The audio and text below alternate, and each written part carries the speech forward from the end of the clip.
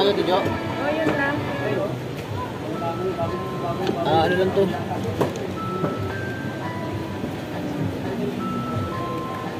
₱80 ta. Padigo. Libre natin.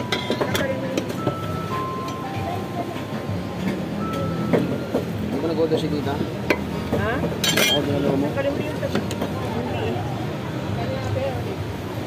Hindi ba ang gano'n? Oo. Okay na lang yun, sir. Ako na ba? Oo. Ano ba? Yan lang. Good morning, good morning.